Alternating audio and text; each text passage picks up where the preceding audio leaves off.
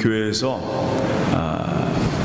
3년 동안 수련 목회자로 이렇게 와서 열심히 수고하고 또 이곳에 교회를 개척해서 거의 한 7년 정도를 아주 열심으로 수고하고 함께했던 우리 송효진 목사님, 오늘 제가 불러서 오늘 말씀을 듣고자 이 자리에 모였습니다.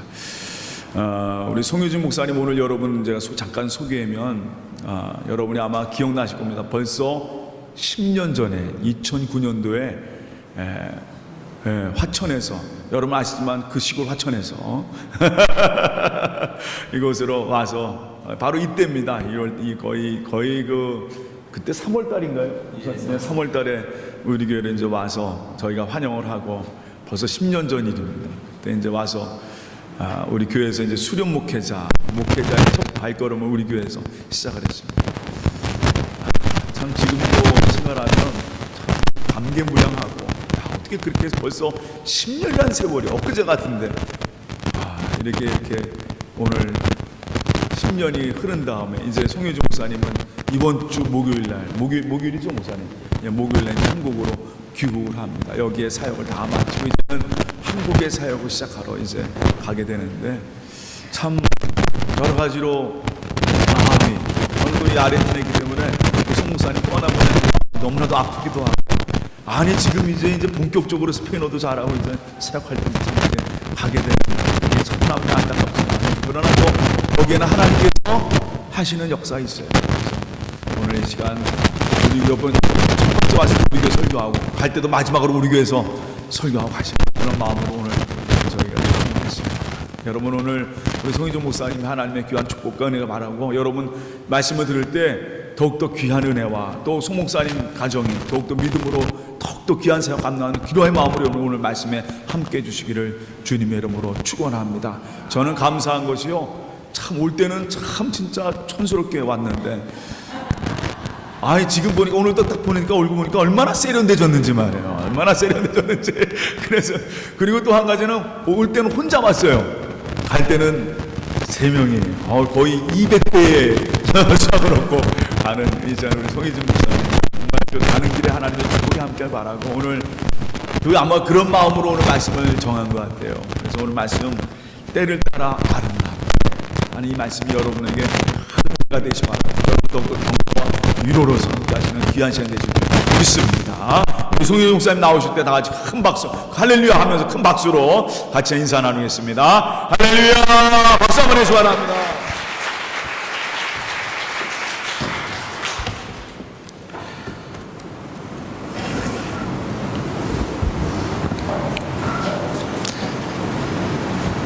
참 좋으신 우리 주님의 은혜와 평강이 이 시간 우리 모두와 함께하기를 기원합니다. 여러분 그동안 평안하셨습니까? 제게는 늘 마음의 고향이자 또 친정과도 같은 은평교회, 오늘 설교를 위해서 교회에 들어서면서 코끝이 쨍했습니다. 10년 전인 2009년도 3월에 수련 목회자로 와서 처음으로 이 예배당에 발을 들여놓았던 순간이 바로 엊그제처럼 생생합니다. 저같이 부족한 사람을 받아주셔서 3년이라는 시간을 수련 전도사로 섬길 수 있도록 기회를 주시고 또 후에 늘 푸른 교회 개척할 수 있도록 여러분 기도와 후원을 아끼지 않아 주셔서 제가 이제까지 아르헨티나에서 목회의 여정을 걸어올 수 있었습니다. 지난 7년간 늘 푸른 교회를 개척해서 섬겨왔고 지난 12월 30일부로 후임자 전도사님께 바통을 넘겼습니다. 그리고 이제 나흘 후인 1월 24일에 아르헨티나를 떠나 한국으로 돌아가게 됩니다. 막상 아르헨티나를 떠난다고 하니 마음이 무겁고 또 울적합니다. 아마도 이러한 마음이 드는 까닭은 제가 이 땅 아르헨티나로부터 축복이 때문일 겁니다. 김 목사님 말씀하신 것처럼 정말 촌티 풀 나는 오천각분 이라고 와서 먼저 목사가 되었고 한 여자의 남편이 되었고 또 한 아이의 아빠가 되었습니다. 김 목사님 말씀하셨지만 얼마 전에 사모님께서도 이게 말씀하시길 10년 전과 같은 똑같은 옷을 입고 있는데도 많이 세련돼졌다고. 옛날에는 지금은 똑같은 옷을 입고 있는데 덜 촌스럽다고 말씀하시더군요. 아무튼 아르헨티나에 와서 제 인생에 많이 폈습니다. 얼마 전 김 목사님과 이야기를 나눴지만 사실 10년 전에 저는 매우 상한 심령으로 이곳 아르헨티나 땅에 왔습니다. 부끄러운 이야기지만 당시는 저의 가정이 참으로 힘들고 어렵던 때였습니다. 아버지는 집을 나가서 몇 해가 지나도록 돌아오지 않았고 제 어머니와 누이는 어렵게 살림을 꾸려가고 있었습니다. 사실 제 아버지는 제가 아주 어렸을 때부터 늘 밖으로 놔두시는 분이었습니다. 제 어린 시절 아버지와 함께했던 추억은 제게 야구 글러브 사주시던 그 단 한순간 하루에 불과할 정도로 저희 아버지는 저로부터 참 멀리 계신 분이었죠.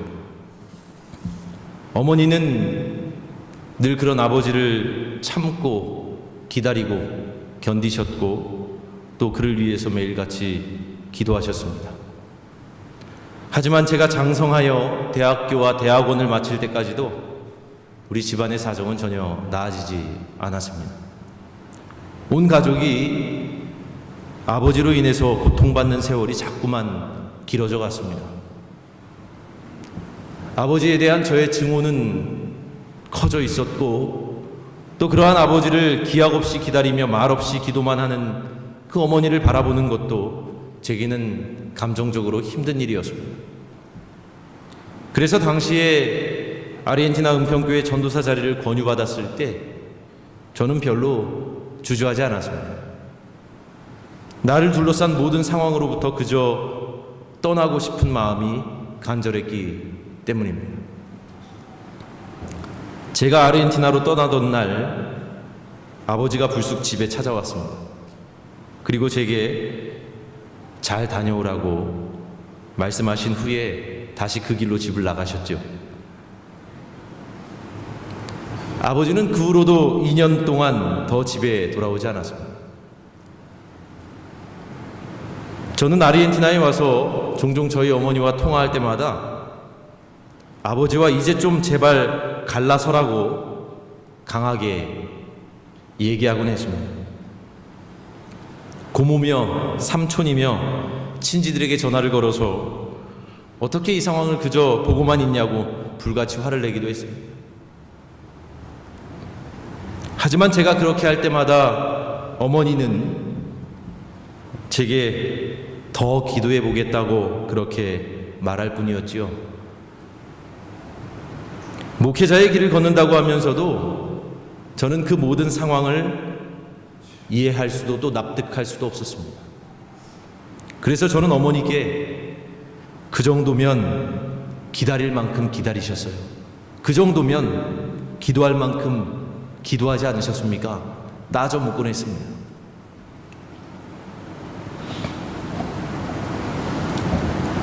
그러던 2011년 3월의 어느 날 집을 나가 있던 아버지가 돌아오셨습니다. 그리고 그때 귀가하신 아버지는 다시는 가출을 하지 않으시고 8년이 지난 지금까지도 집에 잘 붙어 계십니다. 아버지가 아버지의 자리로 돌아온 지난 8년간 저는 목사 안수를 받고 사랑하는 아내와 딸을 얻었습니다. 저의 누이는 목사의 아내가 되었고 잘생긴 두 아들을 얻었습니다. 또 저희 어머니는 장로로 피택되어 안수를 받으셨습니다. 아버지가 돌아오신 뒤 8년이라는 시간 동안 마치 하나님께서 작정이라도 하신 것처럼 본물 터지듯 커다란 축복을 저희 가정에 부어주셨습니다. 이 자리에서 다 말할 수 없는 정말 세밀한 부분까지도 하나님께서는 마치 퍼즐 조각을 맞춰 가시듯이 섭리하시는 것을 볼 수 있었습니다. 그리고 아버지는 예전과는 다른 사람이 되었습니다. 평생 어머니께 생활비 한 번 내주지 않았던 분이 이제 아파트 경비를 하면서 받는 월급으로 매달 얼마간의 생활비를 내어놓고 또 손주 손녀들을 위해서 평생 끊지 못하던 담배도 끊고 주일이면 빠짐없이 예배에 참석합니다. 이렇게 되자 그동안 저희 어머니를 무시하고 또 비난했던 이들의 태도가 어느새 바뀌었습니다. 그렇게 열심히 교회 다니는 사람이 가정은 왜 그 모양이야? 이렇게 비아냥거렸던 이들은 이제 저희 어머니께 장로님 인생 역전하셨어요. 존경합니다. 라고 말합니다. 하루아침에 일확천금을 벌어서 혹은 높은 명예를 얻게 되어서 인생 역전이라고 하는 것이 아닙니다. 여전히 보잘것없는 형편이지만 그 모진 세월 다 견디며 기도로 승리했기에 그런 이야기를 주변에서들 하는 것이죠. 여러분, 이처럼 아버지가 아버지의 자리를 지키고 가정이 회복되고 또 저희 어머니의 인생이 역전되기까지 자그마치 30년이라는 세월이 걸렸습니다.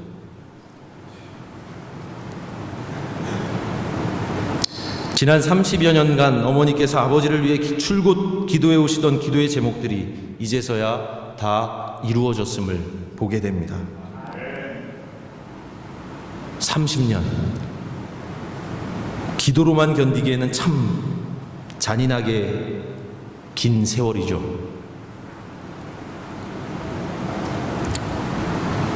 하지만 제 어머니의 표현대로 30년이라는 시간은 아버지를 위해 하나님께서 책정하신 기도의 기간이었는지도 모릅니다. 여러분, 우리가 때때로 바라는 것들이, 우리가 때때로 소원하는 것들이, 그리고 우리가 때때로 기도하는 것들이 바로바로 즉석에서 응답되고 해결된다면 얼마나 좋을까요? 신앙생활이 얼마나 편하겠습니까? 그러나 여러분, 우리의 바램이나 의지와는 상관없이 모든 것에는 다 하나님께서 정하신 때가 있습니다. 범사에 주님께서 뜻하신 때가 있기 마련이죠. 그래서 어떤 기도는 5년, 10년, 아니 훨씬 더 많은 세월이 지나서야 이루어지기도 합니다. 마치 아버지를 위해서 저희 어머니가 기도한 30년이라는 세월처럼 말입니다.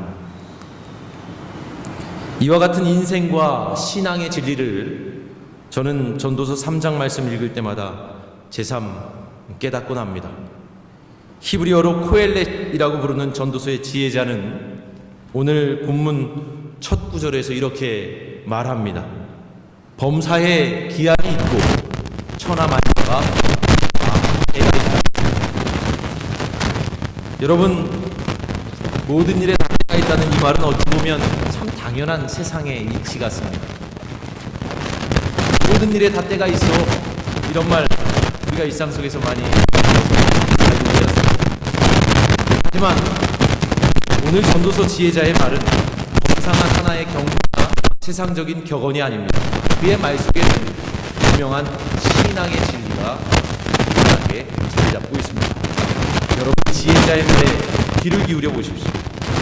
날 때가 있고 죽을 때가 있으며, 심을 때가 있고 심은 것을 뽑을 때가 있으며, 죽일 때가 있고 치료할 때가 있으며, 헐 때가 있고 뽑을 때가 있으며, 울 때가 있고 웃을 때가 있으며, 슬퍼할 때가 있고 춤출 때가 있으며, 돌을 던져버릴 때가 있고 돌을 거둘 때가 있으며, 안을 때가 있고 않는 일을 멀리 할 때가 있으며 찾을 때가 있고 잃을 때가 있으며 지킬 때가 있고 버릴 때가 있으며 찢을 때가 있고 꿰맬 때가 있으며 잠잠할 때가 있고 말할 때가 있으며 사랑할 때가 있고 미워할 때가 있으며 전쟁할 때가 있고 평화할 때가 있느니라.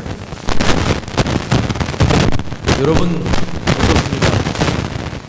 여전히 당연한 이야기처럼 가령 날 때가 있고 죽을 때가 있다는 것, 심을 때가 있고 심은 것을 소출할 때가 있다는 사실 우리 다 압니다. 모르는 사람 아무도 없습니다. 그런데 문제는 우리가 이러한 사실을 알고도 자꾸만 때를 거스르며 산다는 데에 있습니다. 가령 오늘 본문이 전하는 것처럼 잠잠할 때가 있고 말할 때가 있는데 많은 이들이 잠잠해야 할 때에 말하고 오히려 말해야 할 때에는 철저히 침묵하곤 합니다. 또한 무언가를 지켜야 할 때는 쉽게 포기해버리고 반대로 무언가를 버리고 포기할 때는 꽉 움켜쥐고 내려놓지 못합니다. 여러분, 이것이 우리의 비근한 현실이죠. 우리는 매사에 때가 있다고 말하면서도 때를 거스르며 살기 일쑤입니다. 하나님의 창조 섭리에 순응하여 철을 따라 피고 지는 봄날의 꽃처럼 우리도 그렇게 자연스럽게 때를 따라 살면 좋을 텐데 우리는 잘 그러지 못합니다. 그저 순간순간 내 생각대로, 내 마음 가는 대로, 내 판단대로, 내 식견대로 또는 내 욕망을 따라 우리는 그렇게 살곤 하죠. 우리는 하나님의 뜻을 묻고 그분의 때를 분별하며 살기보다는 현실의 필요와 욕망에 맞추어 살기에 급급합니다. 우리는 심지어 주님 앞에 기도를 한다고 하면서도 하나님께 우리의 문제를 의탁하고 그분의 때를 기다리기보다는 그저 우리의 뜻대로 또 우리의 방식대로 서둘러서 모든 문제를 해결하려고 듭니다. 그러나 여러분, 전도서의 지혜자는 말합니다. 헐 때가 있고 세울 때가 있다. 찾을 때가 있고 잃을 때가 있다. 찢을 때가 있고 꿰맬 때가 있다. 우리는 그저 서둘러 세우고 찾고 꿰매려고 하지만 하나님은 우리에게 허물 때와 잃을 때와 또 찢을 때가 있음을 깨닫게 하십니다. 하나님은 우리에게 웃을 때만이 아니라 울어야 할 때를 주시고 춤출 때만이 아니라 슬퍼해야 할 때를 허락하십니다. 하나님은 우리로 하여금 그 모든 때를 살아가게 하십니다. 그리고 그 모든 시와 때를 통해 우리의 삶이 당신의 영원하신 은총 안에서 사랑으로 빚어져 가기를 바라십니다.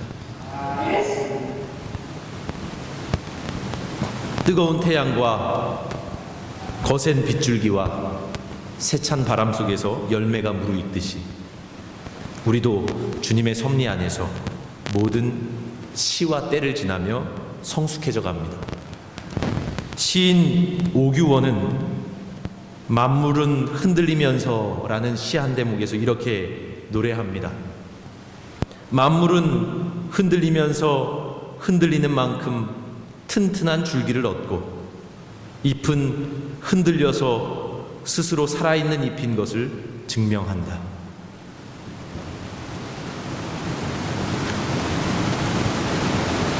그렇죠, 여러분. 만물은 흔들리면서 흔들리는 만큼 그 줄기가 튼튼해진답니다. 잎은 흔들리면서 자신이 살아있다는 것을 증명하고요. 우리 사람도 마찬가지 아니겠습니까? 흔들리면서 우리는 힘겨워하지만 흔들리는 만큼 사람은 종국에는 단단해지는 법입니다. 우리 안에 있는 믿음이 증명되는 순간은 우리가 흔들리는 바로 그때입니다. 그래서 여러분, 우리의 삶에서 무언가를 허물어야 하는 순간이, 무언가를 잃어버려야 하는 순간이, 또는 무언가를 찢어야 하는 순간이 찾아올 때, 물론 아프고 힘들겠지만 그 시간들을 통해서 자신이 더욱 아름답게 빚어져 가고 있다는 사실을 잊지 마십시오. 전도서 지혜자는 오늘 본문의 결론인 11절에서 다음과 같이 말합니다.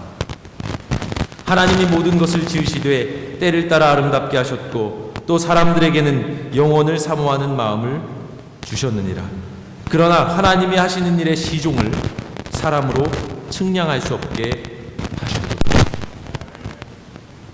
여러분, 이것이 핵심입니다.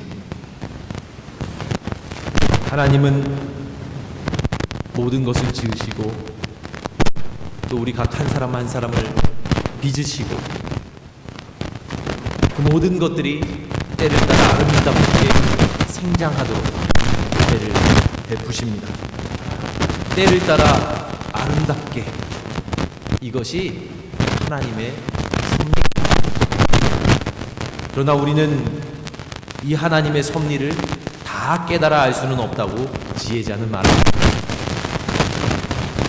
여러분, 우리는 영원을 사모하지만 하나님께서 하시는 일의 처음과 끝을 다 측량할 수는 없습니다.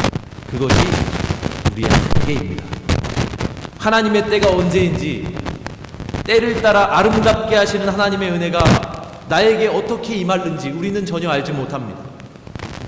그래서 우리가 할 수 있는 유일한 한 가지가 있다면 그것은 바로 하나님 신뢰입니다. 하나님의 때가 언제인지 알 수 없기에 우리는 그저 그분을 신뢰하고 그저 기도할 뿐입니다. 때를 따라 아름답게 하시는 하나님의 은혜가 어떻게 임할지 우리는 알지 못하지만 우리가 알 수 있는 분명한 사실이 하나 있죠. 눈물로 씨를 뿌리는 자는 기쁨으로 거두게 되어 있다라는 사실. 기쁨으로 단을 거두는 그 소출의 때가 언제 이르게 될지 우리는 알지 못하지만 하나님을 신뢰하며 기도할 때에 우리는 이미 축복의 길을 가고 있는 것입니다. 우리는 이미 이긴 싸움의 승리자라는 사실을 잊지 마십시오. 지금 당장은 모든 것이 희미하게 보이지만 주님께서 정하신 그때에, 주님의 때에 때를 따라 아름답게 하신 하나님의 은혜와 축복을 우리는 분명하게 경험할 수 있습니다. 또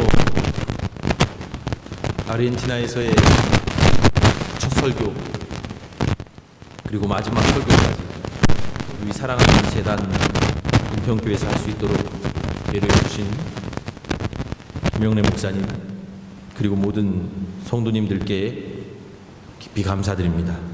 모두 주님 안에서 평안하시고 강건하시길 빕니다. 그리고 모쪼록 때를 따라 아름답게 우리의 삶을 이끄시는 주님을 깊이 신뢰하며 날마다 기도의 삶을 살아가는 저와 여러분들이 주님의 이름으로 축원합니다. 기도하겠습니다.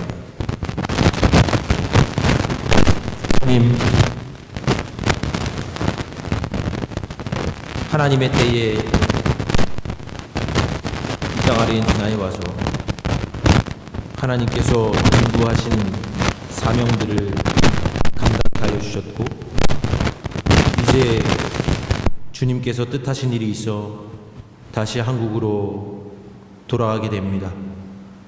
그러나 이 마지막 순간 주님께서 이 은평의 제단 위에 세우사 말씀을 증거하게 하시고 그 말씀을 통해서 우리가 하나님으로 은혜를 나누게 하여 주신 축복을 하나님, 이 시간 나눈 말씀처럼 우리가 이 땅 가운데 살아가는 동안 때를 따라 아름답게 하시는 하나님의 섭리를 깊이 신뢰할 수 있도록 주님 인도하여 주시고 언제나 어디서나 기도의 삶을 살아가게 하시는 저희 모두가 될 수 있도록 주님 인도하여 주시옵소서. 감사드리며 예수 이름으로 기도합니다.